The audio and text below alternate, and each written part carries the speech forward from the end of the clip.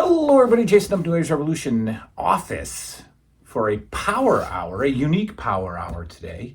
A power hour that is going to deal with mental health stuff. A friend of the channel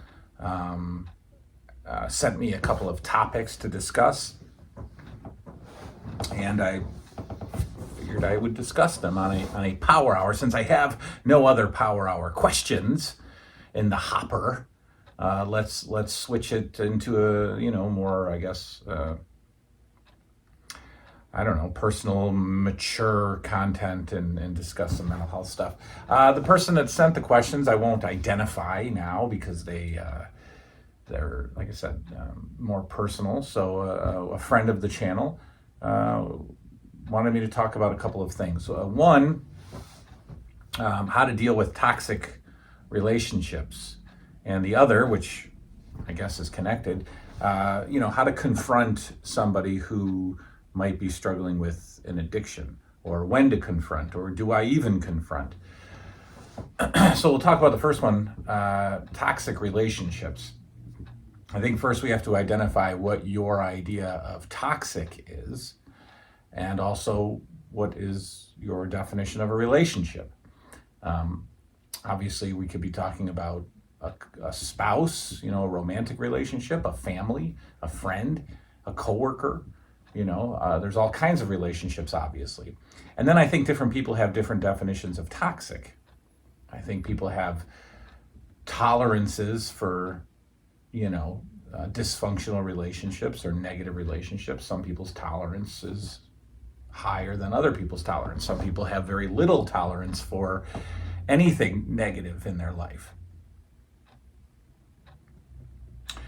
And I think as people get older, they start to, now obviously I'm not talking about everybody, but as some people get older, I think their tolerance for negativity decreases.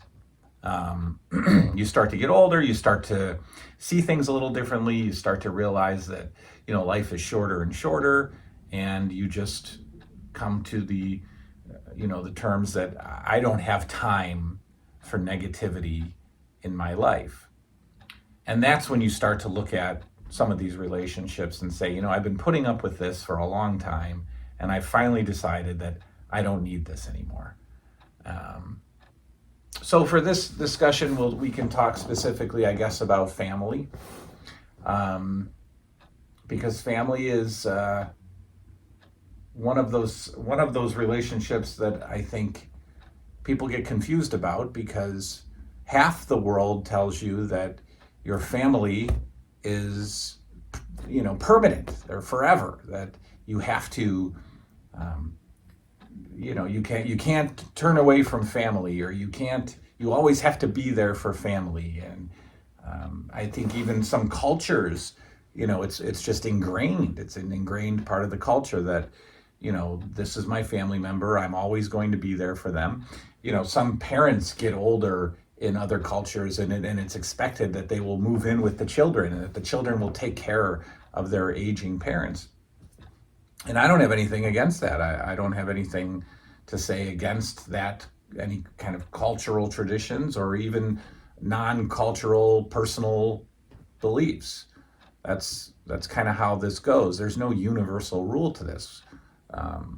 You are ultimately the person who decides what you'll put up with and what you'll keep in your life and what you won't. As I get older,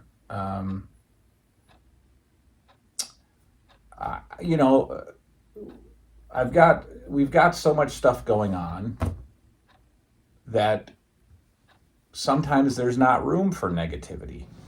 No matter who it is, no matter who it is, friend, coworker, family member, spouse, sibling, even children. I mean, working in mental health, I certainly see parents who no longer speak to a child or to their children, adult children, because of negativity. Maybe the kid has been an addict for years and steals from the family and goes to rehab 15, 16 times and never seems to get it right.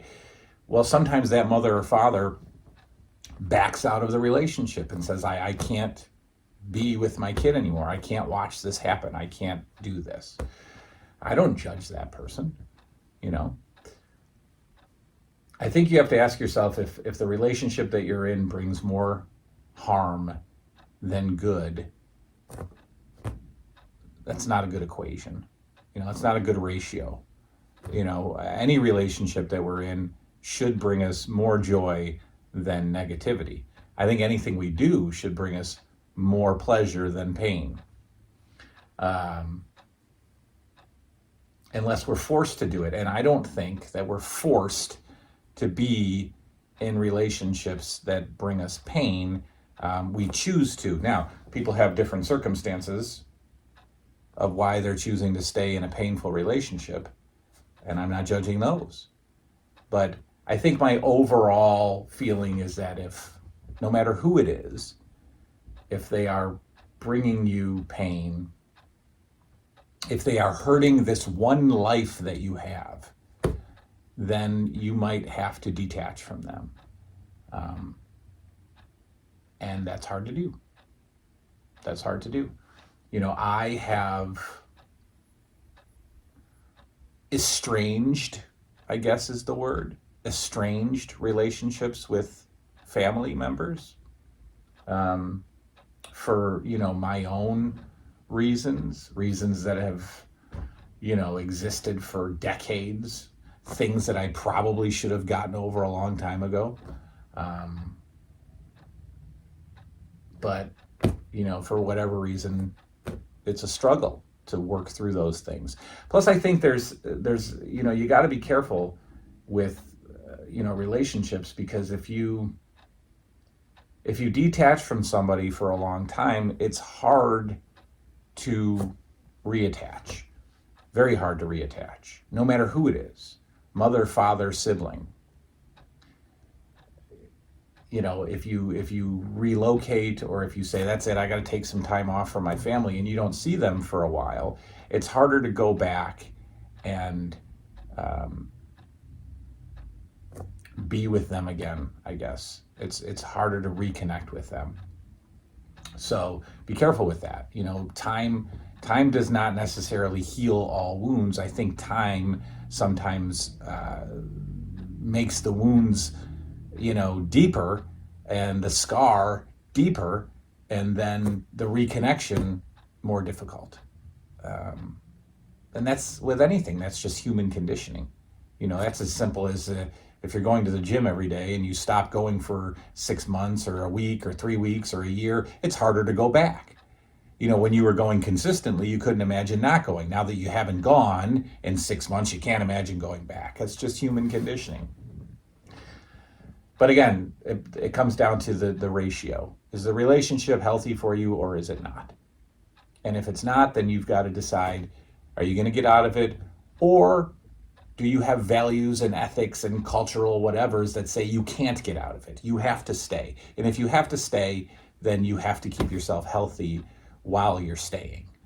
You know, I'm not faulting anybody for staying, but if you're going to stay, it better be as healthy as possible, right?